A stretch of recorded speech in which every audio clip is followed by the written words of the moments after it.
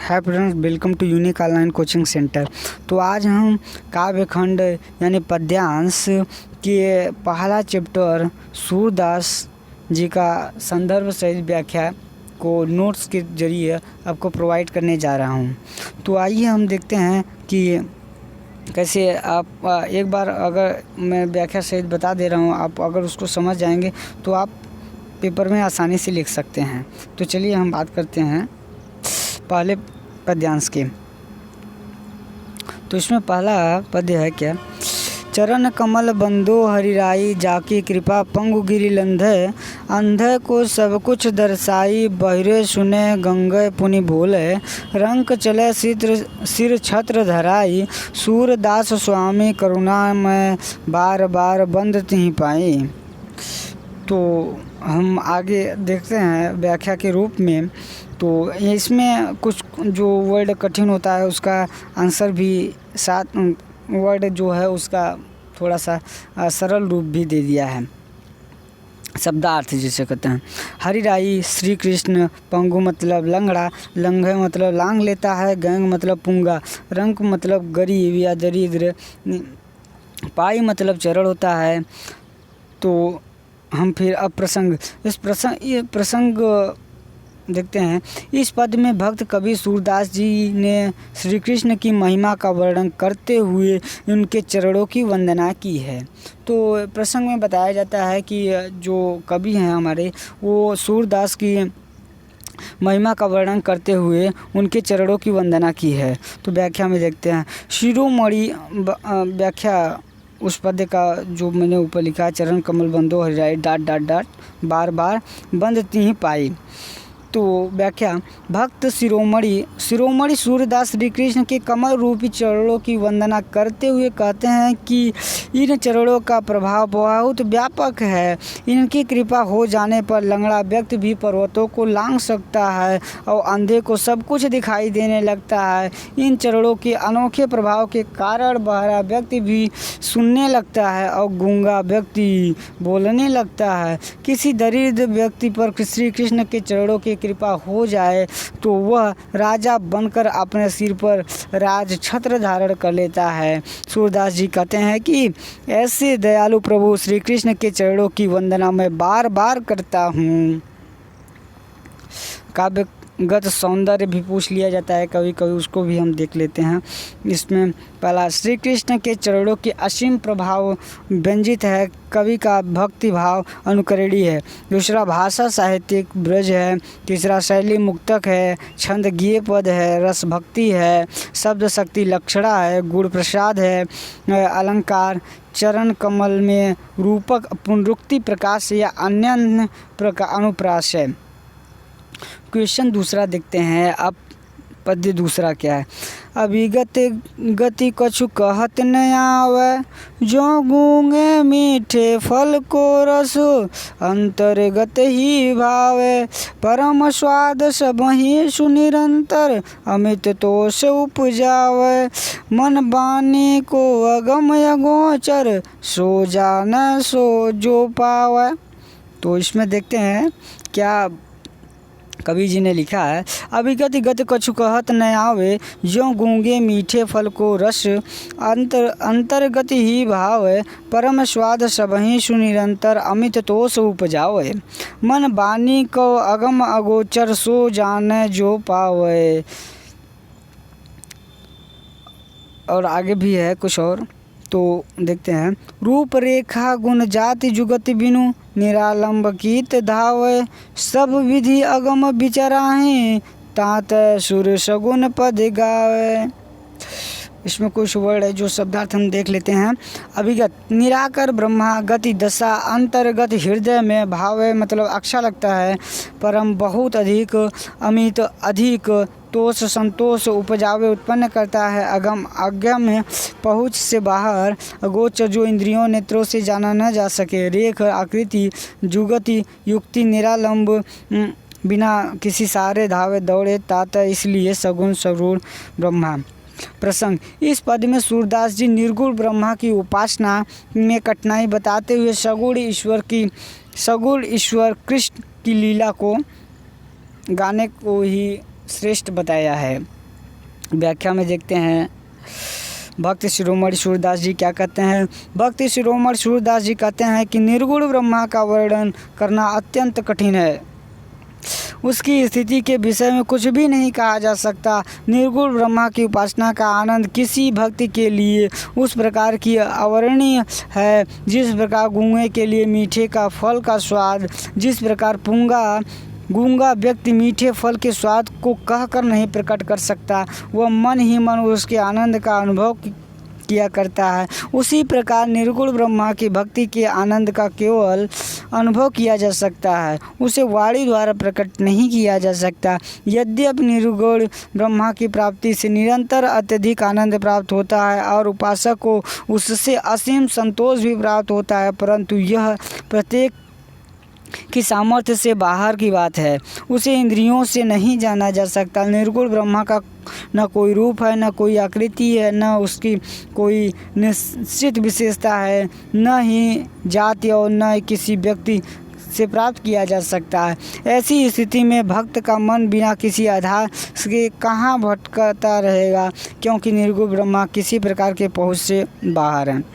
इसी कारण सभी प्रकार के विचार करके ही सूरदास जी ने सगुण श्री कृष्ण की लीला के पद को गाना ही बेहतर समझा। काव्यगत सौंदर्य। निराकार ईश्वर की उपासना को कठिन तथा साकार की उपासना को तर्क सहित सरल बताया गया है। भाषा इसमें साहित्यिक ब्रज है, शैली मुक्तक है, छंद गेय पद है, रस भक्ति और शांत है। अलंकार देखते हैं। अगम अगोचर तथा जाति जुगति में अनुप्रास, जो गूंगे उपजावे डाडा में दृष्टांत तथा सब विधि पद गावे हेतु अलंकार है। शब्द शक्ति लक्षणा गुण प्रसाद। वशाम में कबीर ने लिखा है गूंगे केरी सरकरा खाक और मुस्काई। तुलसीदास जी ने भी निर्गुण ब्रह्मा का वर्णन करते बिनु पग चले सुने बिनु काना, कर बिनु कर्म करे विधि नाना, आनन रहित सकल रस भोगी, बिनु पानी वक्ता बड़ जोगी। तो हम अब तीसरा पद देखते हैं। तीसरे पद में हमारे भक्त शिरोमणि सूरदास जी क्या लिखे हैं, तो देखते हैं इसमें। प्रश्न तीसरा। किलकत कान घुटुरवन यावती मिनिमय कनक नंद के आंगन, बिंब पकड़बय धावत कबहू निरखय हरि आप छाँव को, कर सौ पकड़ने चाहत किलकी हसत राजद्वय दतिया, पुनि पुनि तिहि अवगाहत कनक भूमि पर कर पग छाया, यह उपमाइक राजती। करी करी प्रतिपद प्रतिमन वसुधा, कमल बैठकी साजती, बाल दशा सुख निरखत जसोदा, पुनि पुनि नंद बुलावती, अचरा तर ले ढाकी, सुर के प्रभु को दूध पिलावती। शब्दार्थ देख लेते हैं। मणिमय मणियों से युक्त कनक सोना पकड़ने को धावत दौड़ते हैं, निरखी देख कर राजत सुशोभित होती हैं, दतियाँ छोटे छोटे दांत तिही उनको अवगाहत पकड़ते हैं कर पग हाथ और पैर राजत शोभित होती है, वसुधा पृथ्वी बैठकी आसन साजत सजाती है चरातर आंचल के नीचे। प्रसंग। इस पद में कवि ने मड़ियों से युक्त आंगन में घुटनों के बल चलते हुए श्री कृष्ण के बाल लीलाओं का वर्णन किया है कि उनकी बाल लीला उनके आंगन को कितनी शोभा बढ़ा देती हैं। तो व्याख्या देखते हैं। व्याख्या में भक्त शिरोमणि सूरदास जी कहते हैं श्री कृष्ण के सौंदर्य एवं बाल लीलाओं का वर्णन करते हुए सूरदास जी कहते हैं कि बालक श्री कृष्ण अब घुटनों के बल चलने लगे हैं। राजा नंद का आंगन सोने का बना है और मड़ियों से जटित है। उस आंगन में श्री कृष्ण घुटनों के बल चलते हैं तो किलकारी भी मारते हैं और अपना प्रतिबिंब पकड़ने के लिए दौड़ते हैं। वाह! जब वे किलकारी मारकर हंसते हैं तो उनके मुख के दो दांत शोभा बढ़ा देते हैं। इन दांतों के प्रतिबिंब को भी वे पकड़ने का प्रयास करते हैं। उनके हाथ पैर की छाया उस सोने के फर्श पर ऐसी प्रतीत होती है मानो प्रत्येक मणि में उनके बैठने के लिए पृथ्वी ने कमल का आसन सजा दिया है।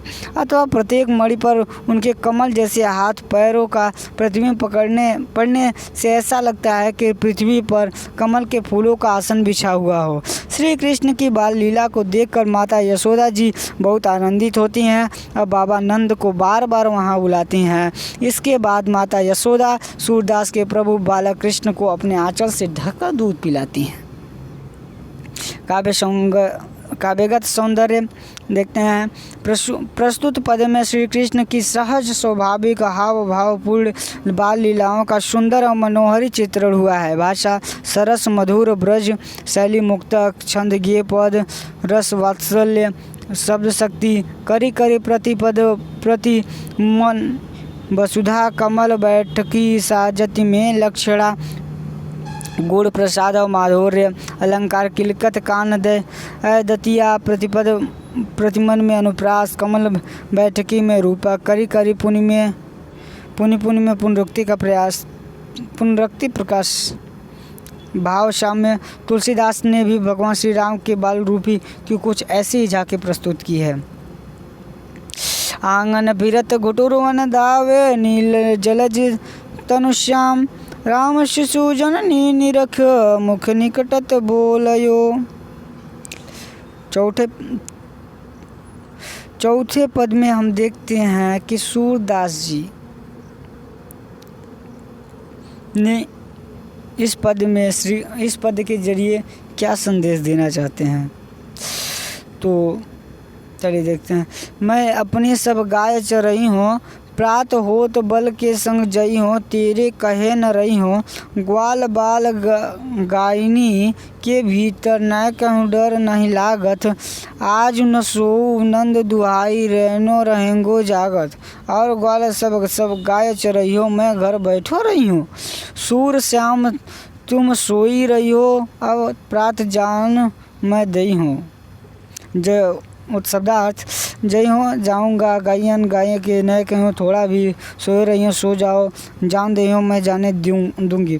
प्रसंग इस पद में बालक श्री कृष्ण की माता यशोदा से किए जा रहे स्वाभाविक बाल हट का वर्णन किया गया है। व्याख्या देखते हैं। श्री कृष्ण अपनी माता यशोदा से हट करते हुए कहते हैं कि हे माता मैं अब अन्य सब गायों को चराने के लिए वन में जाऊंगा। प्रातः होते ही मैं अपने बड़े भैया बलराम के साथ गाय चराने चला जाऊंगा। तुम्हारे रोकने पर भी मैं नहीं रुकूंगा। मुझे ग्वाल बालों के बीच और गायों के बीच रहते हुए जरा भी भय नहीं लगता। मैं नंद बाबा की कसम खाकर कहता हूँ कि आज रात्रि में सोऊंगा भी नहीं, मैं रात भर जागता ही रहूँगा। कहीं ऐसा न हो कि सवेरा होने पर मेरी आँख नहीं खुले और मैं गाय चराने न जा सकूँ। हे माता ऐसा नहीं हो सकता कि सब ग्वाले तो गाय चराने चले जाएं, मैं अकेला घर पर बैठा रहूं। सूरदास जी कहते हैं बालक श्री कृष्ण की बात सुनकर माता यशोदा उनसे कहती हैं कि मेरे लाल तुम निश्चिंत होकर सो जाओ, मैं तुम्हें प्रातः काल गाय चराने के लिए अवश्य भेज दूंगी। काव्यगत सौंदर्य प्रस्तुत पद में गाय चराने जाने के लिए किए गए श्री कृष्ण के बाल हट का सुंदर मनोहरी वर्णन हुआ है।